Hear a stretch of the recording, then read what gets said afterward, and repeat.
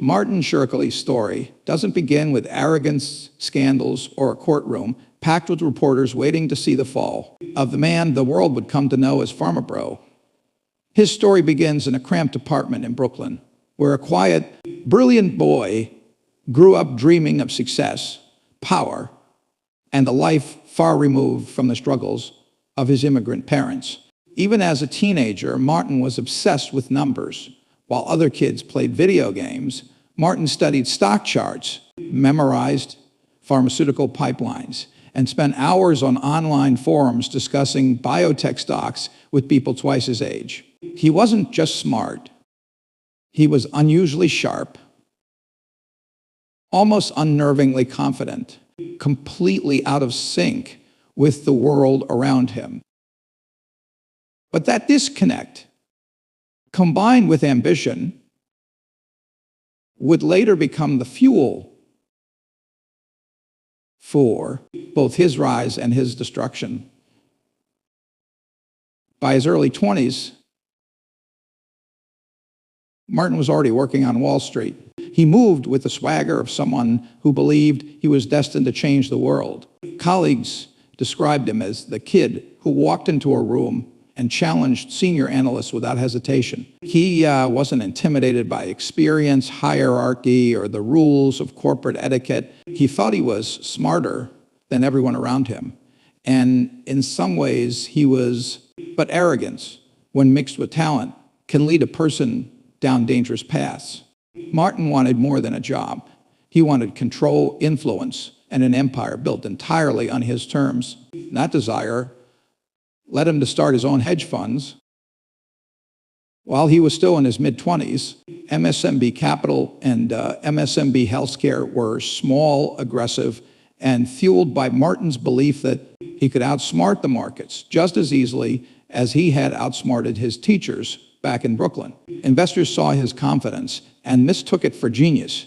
They handed him their money, believing he had some formula, some rare instinct about biotech stocks. And at first, Martin played the role perfectly. He spoke with authority, predicted moves with precision, and bragged about being right even when he wasn't. He learned quickly that charisma could cover mistakes and confidence could hide failures, at least for a while. Behind the scenes, though, Martin was slipping. He made risky trades, lost large sums of money, and then lied about it to investors. He didn't think of it as fraud. He thought of it as buying time until he could fix everything. In his mind, he wasn't breaking the rules. He was bending them just enough to keep the illusion alive. But illusions built on lies always have an expiration date. Martin kept pushing, kept gambling, kept hoping for that one perfect trade that would erase his losses and elevate him to the status he craved. And with every lie, every false statement, every hidden loss, he dug himself deeper into a hole he was too proud to admit existed. But the turning point, the moment Martin's story shifted from ambition to notoriety, came when he entered the pharmaceutical world. He founded Retrophin, a drug company meant to develop treatments for rare diseases. It should have been his chance to do something meaningful, something valuable. But instead of using the company to heal people, Martin used it as a tool, a way to cover losses from his hedge funds, a way to keep the illusion of success alive. Retrophin began to show promise, attracting investors and attention. But Martin's ego kept growing faster than the company. He no longer wanted to be successful. He wanted to be untouchable. Then came the move that would change his life forever. After being pushed out of Retrophin for misusing company funds, Martin created another company, Turing Pharmaceuticals. And with Turing, he made the decision that would make him one of the most hated figures in America. He acquired the rights to a life-saving drug called Daraprim, used primarily by vulnerable, immunocompromised patients. And overnight, he raised the price from $13.50 per pill to $750. It wasn't innovation. It wasn't strategy. It was pure exploitation. And Martin didn't deny it. He embraced it, defended it, even laughed about it. The smirk he wore during interviews became a symbol of corporate greed, and the world suddenly had a new villain. The backlash was immediate and explosive. Patients were terrified. Doctors were outraged. Politicians demanded action overnight. Martin Shkreli became a household name, but for all the wrong reasons. People didn't see him as a businessman anymore. They saw him as a monster. And instead of stepping back, instead of softening, instead of explaining the complexities of drug economics, Martin doubled down. He taunted reporters, mocked critics, and leaned into the persona of Pharma bro as if it were a badge of honor. He wasn't just arrogant. He was defiant. He seemed to enjoy the chaos he created, believing he was too smart to face consequences. What he didn't realize or refused to see was that his behavior was painting a massive target on his back. Federal investigators were already examining his hedge fund activities. Lawsuits were piling up. Former employees were speaking out, and while the world focused on the Daraprim scandal, prosecutors were quietly building a case against him, one that had nothing to do with drug pricing and everything to do with the lies he told long before he became famous. But Martin couldn't see the storm forming. He was too busy enjoying the attention, too busy feeding his ego, too busy living in the illusion that he was invincible. The world saw arrogance. Martin saw confidence. The world saw exploitation. Martin saw strategy. The world saw a villain. Martin saw himself as a misunderstood genius fighting an unfair system. And that mindset, the inability to recognize his own flaws, would lead him straight toward the downfall he never saw coming. Martin Shkreli didn't wake up one morning planning to become the most hated man in America, but once the spotlight hit him, he embraced the role with a kind of reckless pride that would accelerate his fall faster than anyone expected. After raising the price of Daraprim by more than 5,000%, he could have chosen humility. He could have appeared on television with compassion, explained himself carefully, or even admitted some degree of miscalculation. Instead, he smirked. He taunted. He acted like the outrage was a joke to him. The world's anger was nothing more than noise. People who didn't understand how the industry worked. People he believed he was smarter than. And that belief, his certainty that he was always the smartest person in the room, became the fuel that pushed him deeper into the fire. When the Daraprim price hike hit the news, the reaction was immediate. Patients who depended on the drug were terrified. Hospitals started rationing doses. Advocacy groups called him a predator. Politicians lined up to condemn him. Even other pharmaceutical CEOs, many of whom had quietly raised prices themselves, distanced their companies from him. He became the face of everything wrong with American healthcare, not because he was the only one doing it, but because he did it with a grin. His smirk became a symbol of cruelty. His confidence looked like arrogance, and his explanations sounded like excuses. Instead of controlling the narrative, he fed the outrage like it was entertainment. Night after night, his face appeared on screens across the country. News anchors couldn't believe how casually he dismissed criticism. Some called him a genius gone wrong. Others labeled him a sociopath. But what people didn't know was that Martin loved every second of it. The attention was intoxicating. He wasn't just a businessman anymore. He was a celebrity villain, someone whose name stirred anger, arguments, even memes. And Martin leaned into it, thinking he could turn infamy into influence. What he didn't realize was that every interview, every sarcastic tweet, every mocking smile was slowly destroying any chance he had of redemption.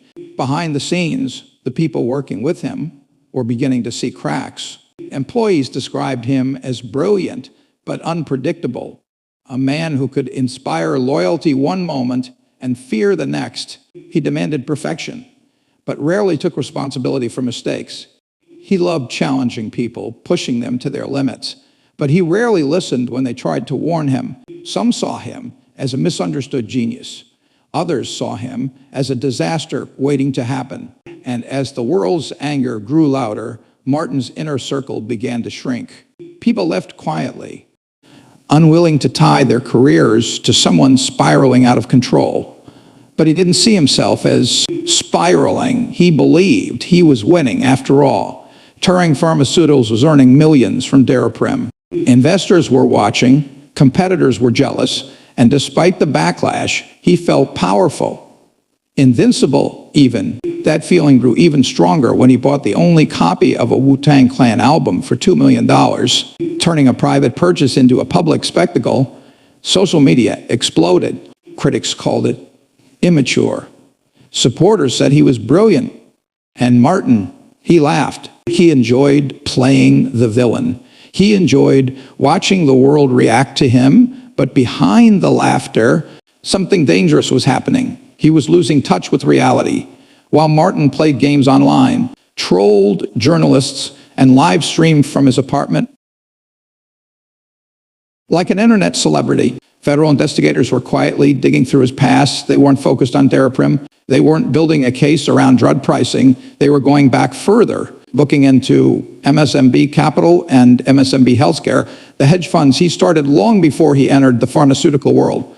And what they found painted a picture of a man who had been bending rules for years. Martin had lost millions in risky trades, then lied to investors about the losses. He had promised returns that never existed, sent out false financial statements, and used new investor money to pay off old investors. Classic Ponzi scheme behavior, but in his mind it wasn't fraud. He believed he would eventually make enough money to fix everything, that the lies were temporary, that the ends justified the means. But prosecutors don't see intentions. They see actions, and the actions were clear. Money moved where it shouldn't have. Statements were falsified, and investors were misled as the investigation grew deeper. Martin still didn't realize how serious things were. He was too busy fighting public battles, too busy mocking politicians, too busy enjoying his strange celebrity status. He live-streamed himself for hours, mumbling jokes, playing games, responding to haters, and bragging about his success. Instead of protecting himself, he exposed himself instead of staying quiet. He gave investigators more evidence of his recklessness, and while the public thought he was untouchable, the truth was the opposite. The walls were closing in. Then came the congressional hearing. It was the moment millions of Americans had been waiting for, the chance to watch Martin Shkreli face politicians had publicly called him a disgrace. Cameras flashed, reporters filled the room, and Martin sat there with the same smirk that had made him infamous. When questioned, he refused to answer, hiding behind legal instructions. But his silence spoke louder than any statement. His smirk became a national headline. His face became a symbol of defiance. But beneath it all, Martin wasn't confident. He was afraid. He knew investigators were still digging. He knew his past was catching up to him. But his ego wouldn't allow him to show fear. After the hearing, the pressure intensified. Lawyers urged him to stop talking publicly. Friends advised him to lay low. But Martin wasn't built for silence. He kept live streaming, kept playing the character the world hated. What he didn't understand was that every sarcastic smile, every arrogant comment, every online stunt made prosecutors more determined to bring him down. They didn't just see a man who broke financial laws. They saw a man who showed no remorse, no restraint, no respect for anyone but himself. And then one cold December morning, everything changed. Martin Shkreli, Pharma bro, the so-called genius, the internet provocateur, images of him in handcuffs spread instantly across the world. The smirk was gone. The arrogance was gone. For the first time, the world saw Martin without his mask, a young man, fragile, stunned, and suddenly aware that his empire wasn't real.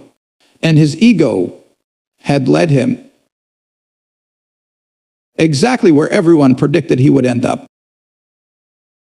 Martin Shkreli had built a kingdom, deception and noise. And now for the first time in his life, the noise had stopped. Martin Shkreli's arrest was only the beginning of a long, painful reckoning. Once the handcuffs clicked, the public fascination shifted from outrage to curiosity. How could a man so young, so clever, so confident end up behind bars?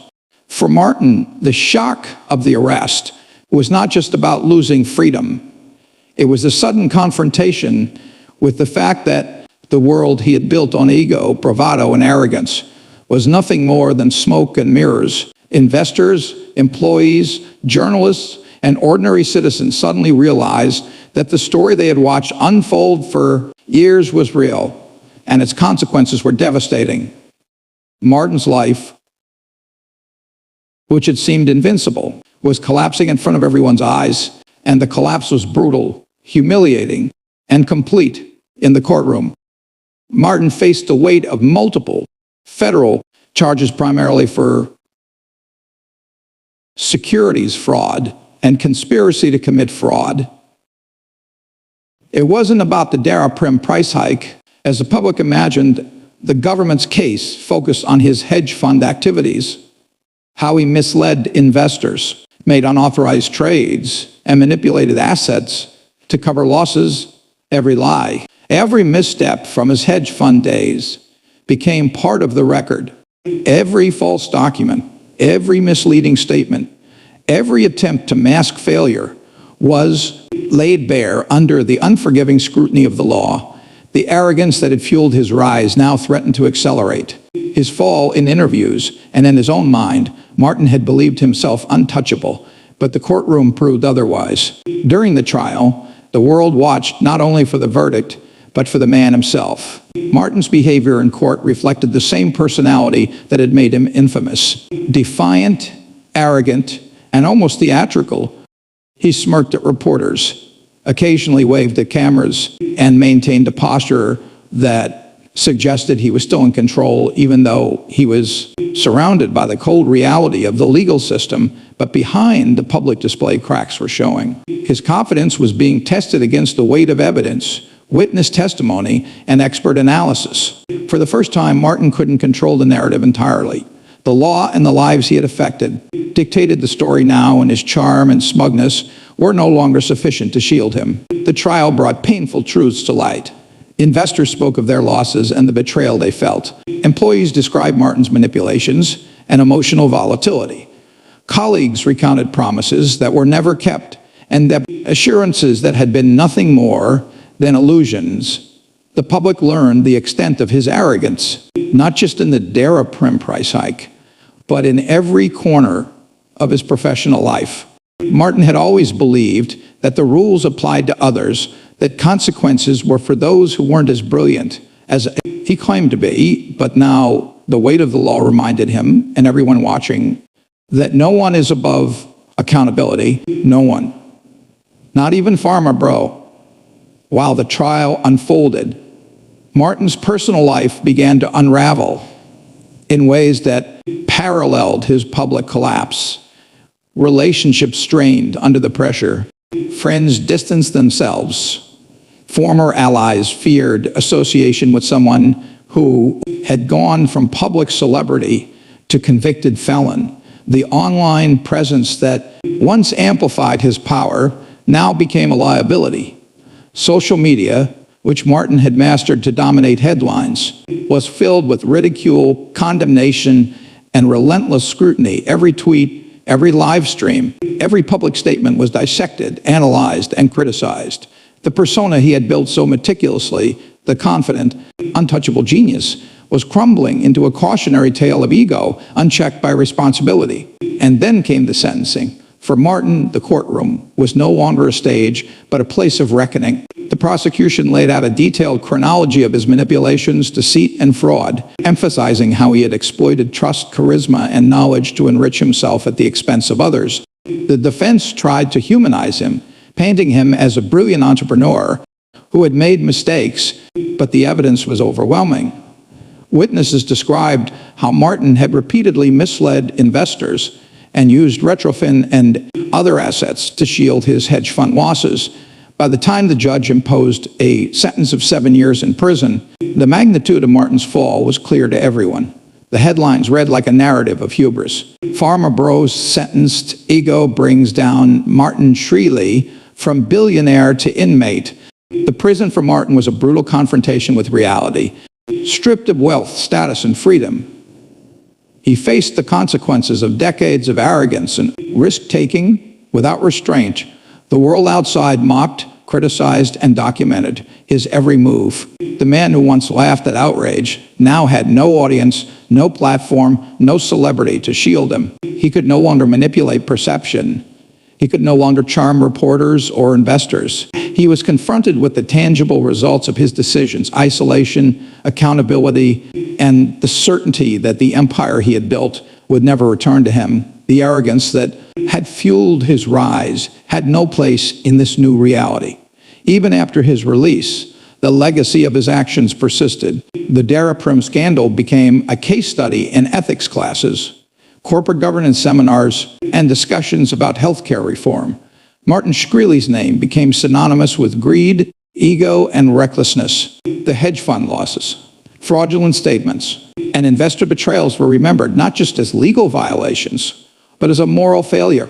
And though he retained some public fascination, the fascination was tinged with revulsion. People continued to watch, not because they admired him,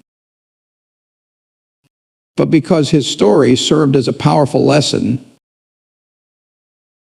about unkegged ego can destroy talent, opportunities, and lives.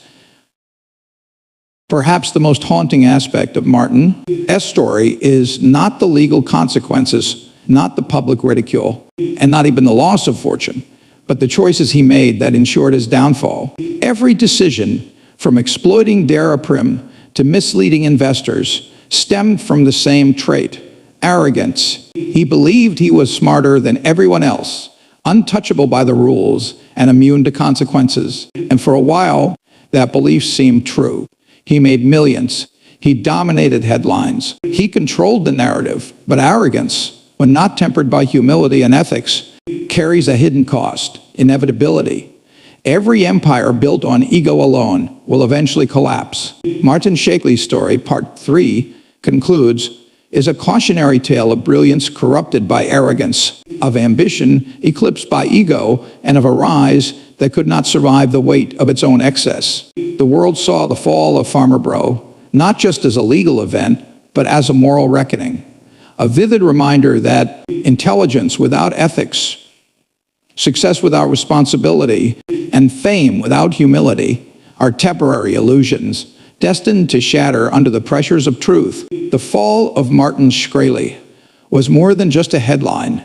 It was a seismic event in the world of business, healthcare, and public consciousness. When he was led away in handcuffs, the image of the arrogant, smirking Pharma Bro became a symbol of everything wrong with unchecked power and greed. But what happened afterward revealed a more complex truth. The consequences of ego and reckless ambition extend far beyond prison walls. The lives he affected, the investors, patients, employees, and ordinary people continued to bear the weight of his choices. Families lost savings, patients struggled to afford life-saving medication, and companies he manipulated faced uncertainty. Every action Martin had taken, whether for profit, notoriety, or ego, created ripples that would last for years. A reminder that one man's arrogance could upend so many lives. Even in prison, Martin remained a public figure. Though his power was stripped, he had lost control of the narrative he had once dominated with his charm and audacity. The man who had mocked the media, derided critics, and live-streamed himself to millions now had to contend with silence, reflection, and isolation. For the first time, he could no longer escape accountability with smirks or bravado. The reality of the damage he had caused was unavoidable. He was forced to confront a life in which talent and intelligence were not enough to shield him from the consequences of hubris. His story became a case study in how charisma and intellect, when coupled with arrogance, can lead to destruction rather than legacy. Outside of prison, the aftermath of Martin's actions sparked widespread debates about ethics in business, the morality of pharmaceutical pricing, and the power of ego in shaping decisions. Lawmakers cited the Daraprim scandal as evidence of the need for stronger regulations. Companies reviewed governance structures to prevent similar abuses, and investors became increasingly skeptical of personalities over performance. Martin Shkreli, once celebrated for his brilliance, became a cautionary tale. The man who could have been a revolutionary in healthcare instead became a villain in the public imagination. Every lecture, every article, every discussion about the scandal carried the same lesson. Intelligence alone does not make a person ethical, and unchecked competence can destroy even the most promising careers. But Martin's story also highlights a human truth. The seductive nature of ego is difficult to resist. His rise and fall were driven not by necessity or survival, but by the belief that he could always outsmart the system. He thrived on attention, craved validation, and equated public recognition with personal worth. In many ways, he was a mirror to society's obsession with fame, influence, and money. We watched him mock the world. We watched him taunt critics. And in doing so, we witnessed the dangers of valuing arrogance over empathy, audacity over responsibility. His life became both spectacle and warning, a modern-day parable about the costs of believing oneself untouchable. Interestingly, even after losing almost everything, Martin remained a figure who fascinated the public. Documentaries, news segments, and countless articles dissected his every move. Analysts debated whether his intelligence could have been applied to legitimate innovations instead of schemes that harmed thousands. Social media continued to dissect his online antics, scrutinizing every statement for insight into his mindset. To this day, the image of Shkreli, smirking, defiant, and unrepentant, serves as a symbol not only of corporate arrogance, but of how the pursuit of ego can overshadow morality, rationality, and humanity. Martin's fall also prompted a personal reckoning among many who had once admired his intelligence or ambition. Investors reconsidered the ways they measured success. Students and young entrepreneurs learned that charisma is not a substitute for ethics, and professionals across industries understood that reputation, once destroyed, is nearly impossible to rebuild. The narrative shifted from admiration of talent to a sober reflection on responsibility. Martin's choices, from hedge fund manipulations to the Daraprim scandal, underscored the reality: brilliance is insufficient without a moral compass. The court of public opinion was ruthless, and rightfully so, because the damage he inflicted was real, measurable, and deeply personal for many victims. Yet even as the consequences of his actions were examined, there remains an underlying question. Why did Martin act the way he did? Was it greed alone? Was it a craving for attention? Or was it a combination of intelligence, ego, and hubris that made him believe he could bend the world to his will? The answer may lie somewhere in the intersection of all three. And Martin was undeniably talented, an innovative thinker who understood biotech finance and media manipulation. But talent, when paired with arrogance and a lack of ethical grounding, can become destructive. His story reminds us that the most dangerous people are not those without skill, but those who wield skill without accountability, who value ego over empathy and power over principle. For students of business, law, and ethics, his case became a teaching moment. Textbooks now reference him. When discussing corporate misconduct, universities analyze his decisions to demonstrate how arrogance can erode even the brightest careers. The lessons are simple but profound. Short-term wins achieved through deception or exploitation